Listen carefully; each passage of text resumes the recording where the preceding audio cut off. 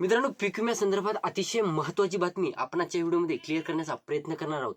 मित्रांनो, आपण आज ज्या जिल्ह्याविषयी माहिती घेणार आहोत त्या जिल्ह्यातील जवळपास 297,50,00,000 रुपयांची जी पीक विमा भरपाई खरीप आणि रब्बी हंगामासाठी मंजूर झालेली होती.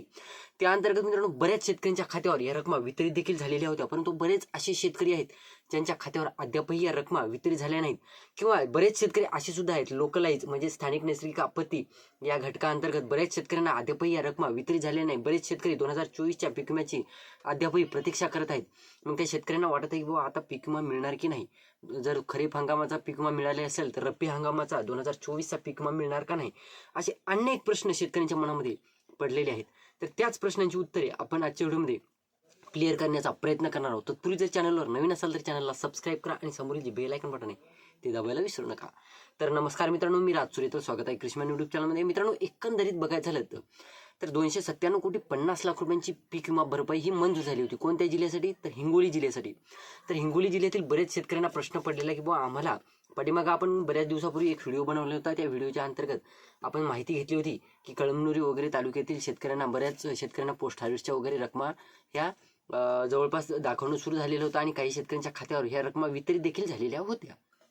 त्यात मित्रांनो जवळपास स्थानिक नैसर्गिक आपत्ती या घटकाअंतर्गत जवळपास 4,54,091 शेतकऱ्यांनी हे क्लेम केलेले होते.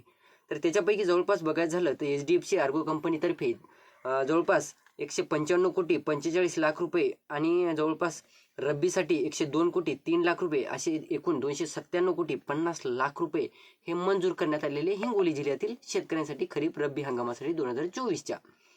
तर त्या अंतर्गत बरेच शेतकरी आता वाट बघत होते की बाबा आता कसं मग त्या म्हणजे 297,50,00,000 रुपयांचा निधी शेतकऱ्यांच्या खात्यावर वितरित झाला, फायनल झाला, कंप्लीट झाला असं शेतकऱ्यांना वाटत होतं.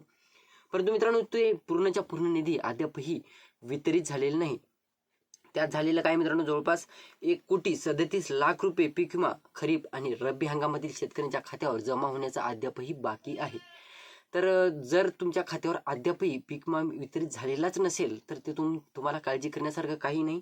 1,37,00,000 रुपयांची पीक विमा भरपाई ही अद्यापही प्रलंबित आहे पीक विमा कंपनीकडे आणि त्या अंतर्गत शेतकऱ्यांच्या खात्यावर ही रक्कम वितरित होणार असल्याची माहिती समोर आलेली आहे.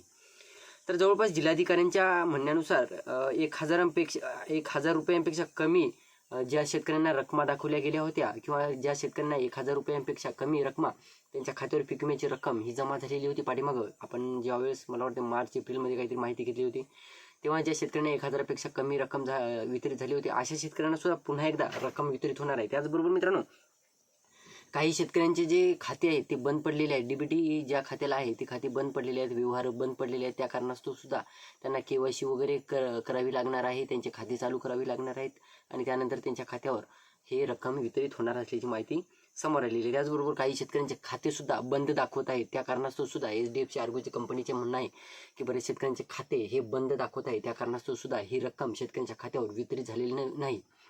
तर एकंदरीत बघायचं झालं मित्रांनो, जे 1,37,00,000 रुपयांचा निधी आहे तो शेतकऱ्यांच्या खात्यावर लागलीच जमा होण्यास सुरुवात होणार आहे.